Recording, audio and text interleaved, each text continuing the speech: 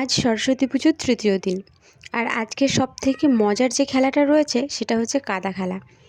কখন সকালবেলায় শুরু করেছে সব কাদা খেলা, তার মধ্যে আমার ছেলে কখন নেমে পড়েছে আমি খেয়ালই করিনি।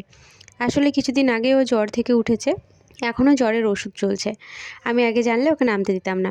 যাই হোক, এই খেলায় ভীষণ আনন্দ করে ছোট ছোট বাচ্চারা। আর এই ঘট বিসর্জন দেয়। আর প্রতিমা তো বিসর্জন হয় না, প্রতিমা 1 বছর আমাদের ঘরে থাকবে এবং নৃত্য ভোগ পাবে।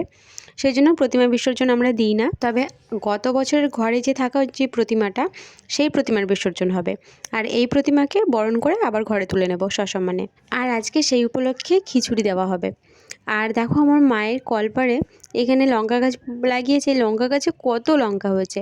এত লঙ্কা দেখে মনে হলো যে লঙ্কার আচার বানানোই যাক। তাই এখান থেকে লাল লাল দেখে বেশ কিছু লঙ্কাও তুলে নিচ্ছি আচার বানাবো বলে। তবে আচারটা আমি বানাবো না, মায়ের কাছে প্রচুর গাছ ছিল, বেশিরভাগ গাছই আমাকে দিয়ে এসেছে। আর অনেক গাছ ফেলে দিয়েছে, কারণ মায়ের এত গাছ পরিচর্যা করার মতো সময় নেই। সেই জন্য এখানে দুটো ছোট্ট ছোট্ট মিষ্টি মিষ্টি পাখি রয়েছে। এই পাখির নাম আমি জানি বদ্যি পাখি। আগে যখন দিদি ছিল তখন দিদি অনেকগুলো একসাথে পুষতো। আমার দিদির সাথে অনেক সময় অনেক মনের কথাই মিলে যায়, ওর সাথে আমার মনের মিল খেয়ে যায়, কিন্তু এটা আমার কাছে ভীষণ অপছন্দের ছিল। আর এটাই একমাত্র ওর সাথে আমার মনের অমিল একটা খুঁজে পাওয়ার একটা উদাহরণ আর কি।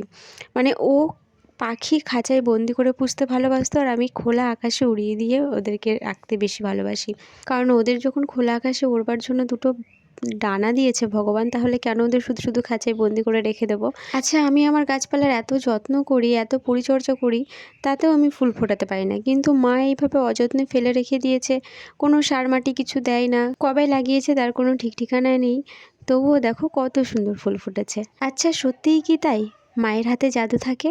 অনেকে বলে না যে মায়েদের হাতে জাদু থাকে। সত্যি আজকে কথাটা কিন্তু একদমই মিলে যাচ্ছে। আমি এইখান থেকেই লঙ্কা জবার দুটো ডাল নিয়ে গেছিলাম, চারাও করেছি বাড়িতে, কিন্তু গাছগুলোকে সেইভাবে আমার যত্ন করা হয়নি। আর দেখো, মা এখানে কলপাড়ে নালিতে পুঁতে রেখেছে, আর সেখান থেকে কত সুন্দরভাবে গাছটা হয়ে আবার কত সুন্দরভাবে ফুল দিচ্ছে। আমার ছাদ বাগানে জায়গার অভাব হয়ে যাচ্ছে বলে ভেবেছিলাম যে গাছগুলোকে আমি আর লাগাবো না, কাউকে দিয়ে দেবো। কিন্তু এখন ফুলগুলো দেখে ভাবছি, ইস, যদি কাউকে দিয়ে দিতাম আজকে হয়তো আমাকে পস্তাতে হতো। মায়ের বাড়ি এসেছি আর একটু মাঠে যাব না সেটা তো হতেই পারে না। তাই সবাই মিলে এসেছি একটু মাঠে ঘোরাঘুরি করতে। বেশিক্ষণ থাকবো না, কারণ ভালোই ঠান্ডা পড়ছে, বাড়ি চলে যেতে হবে। তো যাই হোক, এখানে আমি, আমার ছেলে, আমার দিদির বড় মেয়ে, ছোটো মেয়ে সবাই মিলে এসেছি, এসে একটু মজা করছি, একটু নাচানাচি, রিলস, এই সবই আর কি। এই মাঠ নিয়ে ছোটোবেলার কত স্মৃতি জড়িয়ে রয়েছে।